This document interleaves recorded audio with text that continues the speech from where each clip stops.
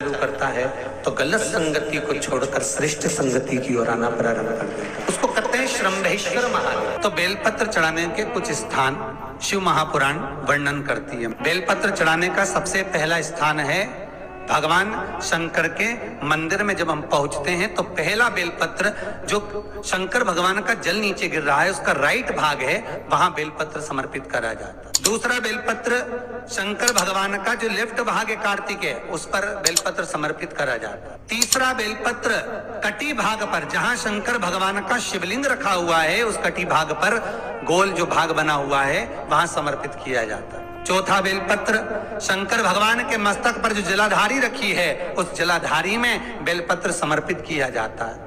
पांचवा बेलपत्र शंकर भगवान के शिवलिंग पर समर्पित करा जाता है। छठा बेलपत्र अपने हृदय चित्त को धारण कर कर बेलपत्र को गीला कर कर बीच की पत्ती पर शहद लगाकर भगवान शंकर के शिवलिंग पर लगाया जाता है अपनी कामना कर कर। और आठवां बेलपत्र श्री नंदी जब आए तो नंदी को समर्पित करा जाता है। और नवा बेलपत्र भगवान शंकर की चौखट पर राइट भाग में समर्पित कर कर अपने घर को जो व्यक्ति चला आता है उसकी मनोकामना शंकर पूर्ण कर देते हैं महाराज। ऐसे नव बेलपत्र से नव निधियां, ऐसे नव बेलपत्र से नव आनंद, नव सुख, नव निधि जीव को प्राप्त हो। मात्र नव बेलपत्र हम जो शंकर को समर्पित करते हैं, भगवान शिव कह रहे हैं आपके पास में नहीं है बेलपत्र तो मेरे शिवलिंग का चढ़ा हुआ बेलपत्र धोकर भी आप समर्पित कर सकते हैं। कल कथा में कहा था। आपको लग रहा हो मैंने 2-3 व्यापार करके देख ली और घाटा ही घाटा हो रहा है, इसमें मुझे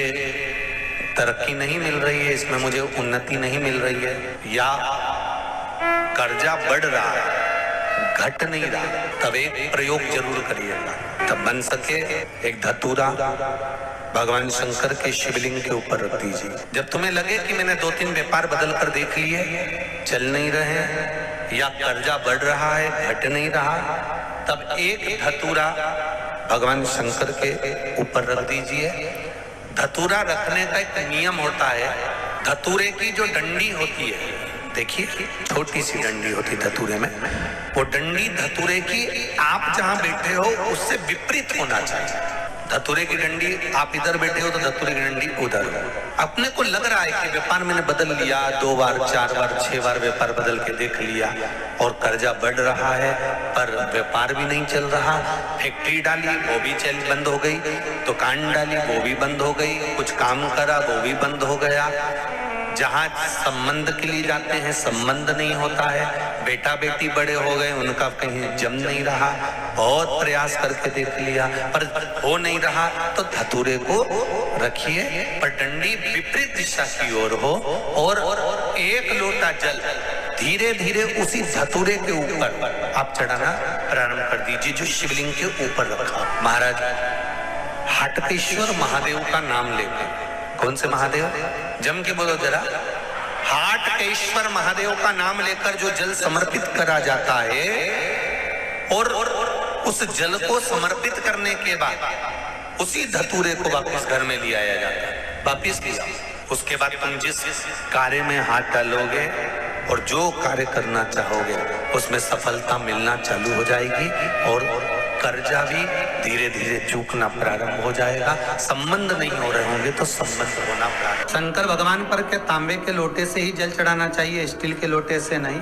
प्रयास करा करो तांबे के लोटे से जल चढ़े। कि तांबे का लोटा जिसका मुख छोटा हो, गला लोटे का मुख छोटा हो, ऐसे लोटे से जब हम भगवान का अभिषेक या पूजन करते हैं तो उससे बीमारी समाप्त होती है, रोग छिन्न होता है। तांबे के लोटे से शंकर भगवान को दूध चढ़ाना चाहिए, नहीं चढ़ाना चाहिए। शास्त्र कहता है तांबे के लोटे से दूध चढ़ाने से पूत छिन्न होता है, इसलिए तांबे के लोटे से दूध ना चढ़ाएं। अगर दूध चढ़ाना है तो स्टील का पात्र ले लें, चांदी का पात्र ले लें, आदि दूसरे पात्र ले लें, पर तांबे के पात्र से दूध ना चढ़ाएं। शिव महापुराण में एक बात अच्छी लिखी है और स्कंद पुराण में भी लिखी है कि यदि तुलसी और बेलपत्र, क्या क्या चीज, तुलसी और बेलपत्र बिना नहाए स्पर्श नहीं करना चाहिए।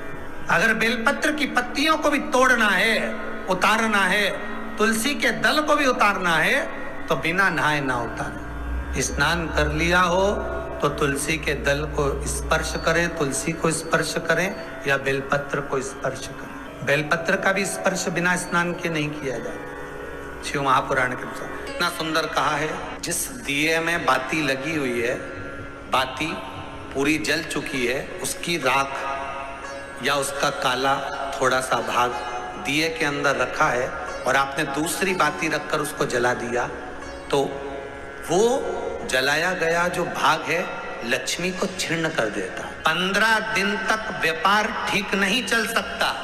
एक बार प्रैक्टिकल करके देखना। दिए के अंदर अगर कोई बाती जल गई, जलने के बाद ठंडी हो गई, ठंडी होकर उसमें राख पड़ी हुई है, या उसके अंदर कोई काला सा, आप गोल बत्ती लगाते तो काला का एक भाग काला काला सा जला हुआ उसके अंदर रह जाता है। कई लोगों की आदत रहती है कि अब शाम का टाइम तो है, उसको कौन हटाए, उसी में अपन दूसरी बत्ती रख दो, जला दो, उसी में रखकर दूसरी बत्ती जला दो। भाग उसी में पड़ा हुआ है पुराना, और आपने दूसरी बत्ती अगर रखकर जला दी है, व्यापार होगा, व्यवसाय होगा, या फिर घर में रखा हुआ धन होगा, 15 दिन के लिए वो छिन्न होगा, वो जाएगा। पैसा टिकने वाला नहीं 15 दिन तक, चाहे कुछ भी कर लो।